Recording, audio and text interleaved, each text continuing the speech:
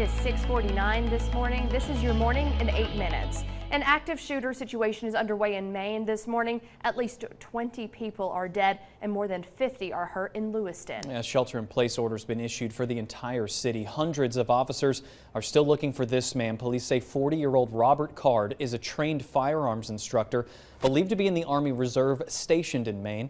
He's accused of threatening to shoot up the National Guard base in Saco, Maine, after reporting mental health issues and hearing voices. Several agencies are working to find him as we speak. We'll continue to dig for answers and update you on WBXX and inside your WVLT News app.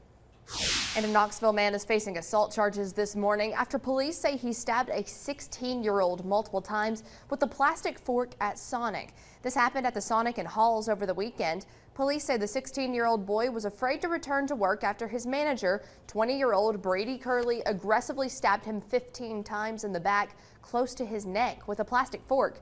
The current manager says Curley has been fired and cannot go back on the property. And a Crossville man is charged this morning, accused of exposing himself to more than 70 children in Knoxville. KPD says they responded to the call Tuesday morning at Calhoun's on the River on Neeland Drive. A woman says she was taking 78 children on a field trip when the group noticed 29-year-old Zachary Walden climbing out of the river naked.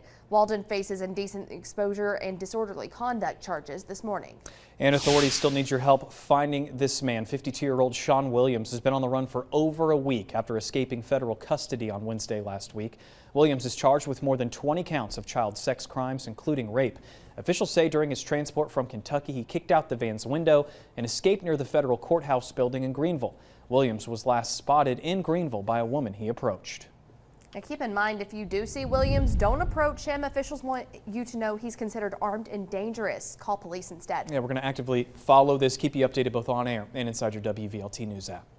Well, this morning, the TBI is investigating the death of the Nashville man accused of shooting 2 police officers. Officials say he has shot and killed himself. John Drake Jr. was the subject of a statewide manhunt for 4 days. Police say Drake Jr. carjacked a woman at her Nashville home on Tuesday night. Police found him and chased him until he crashed his car on 15th Avenue. Moments later, police say he ran inside a shed and they heard a gunshot. One woman says she heard the car crash and saw Drake run right past her house. Drake Jr. was the son of Nashville's police chief. He said they had not spoken for quite some time. But in a statement, Chief Drake says, quote, "It was my prayer that no harm would come to him or anyone else. I am heartbroken and saddened by the outcome." Chief Drake says he and his family are mourning in private.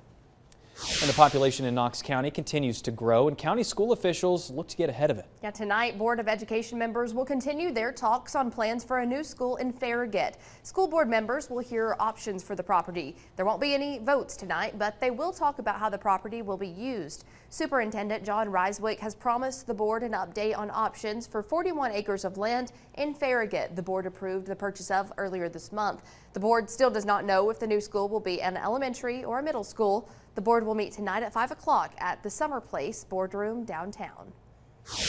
And after more than 3 weeks without a House Speaker, the House of Representatives has finally elected its replacement. Lawmakers didn't take much time to get back to work, passing its first resolution in support of Israel after Mike Johnson of Louisiana took the gavel. An Israeli Defense Forces spokesperson says strikes on Gaza are strengthening the Israeli military ahead of the next stage of the war. The UN is warning that it's close to running out of fuel on the Gaza Strip.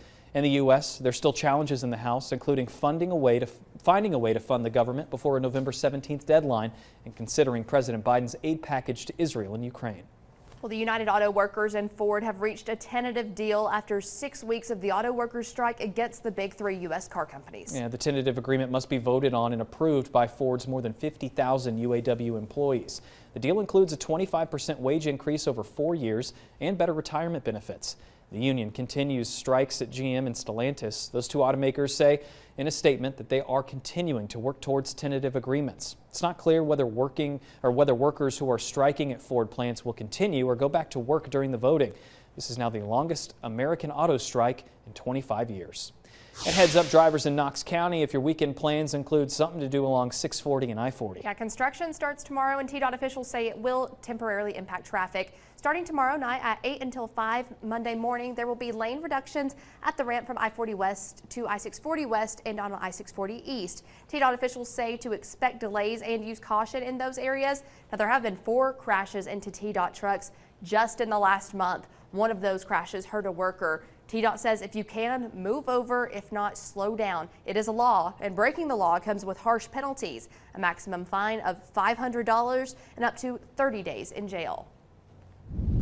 Time now is 6:54 this morning. Let's get a look at that first alert traffic. We are following breaking news in your first alert traffic this morning. The crews on the way to Monroe County as I-75 South is closed this morning due to a hazmat situation and an overturned tractor trailer. So we're keeping an eye on that for you. We'll update you as we begin to learn more. Hopping back over to your commute in Knoxville, you can see it looks a lot better here. The interstates and main roads are all clear. Getting a quick look at I-75 at Merchants Drive. Traffic flow moving along just fine. And your drive times, everybody's running on time here in Knoxville. Your first alert forecast with Chief Meteorologist Heather Haley. 6:55 as we start off the day with some scattered clouds moving around. Again, a little tiny nudge up on those morning lows at 50 currently. Knoxville to Morristown, still a little chillier. Sneedville at 42. But notice even this mix of low to upper 50s. The further south and west you look, that's part of that warm air that continues to flow in and continues to nudge up those highs. So in this first half of your first alert 8-day planner, this is where we have the warm afternoons building to those low 80s. Today, only a stray shower on the plateau. Tomorrow, a stray shower possible along the Tennessee-Kentucky line.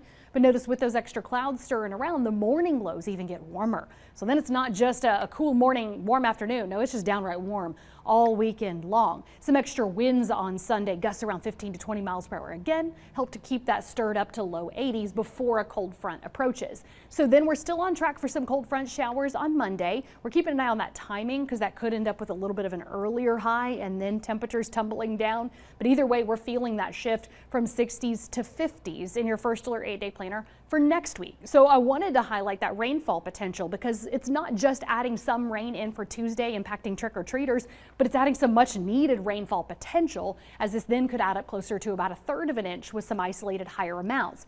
Then it changes over to snow showers Tuesday night to Wednesday morning. So that hits those Smokies into the mountains of southeastern Kentucky, and it really hits us all with that colder air. Yes, that is a low 30s you see by next Thursday morning. So I wanted to highlight all those different features because there's a lot of change ahead. So I'll continue to track that front for you and your I'm all forecast coming up on the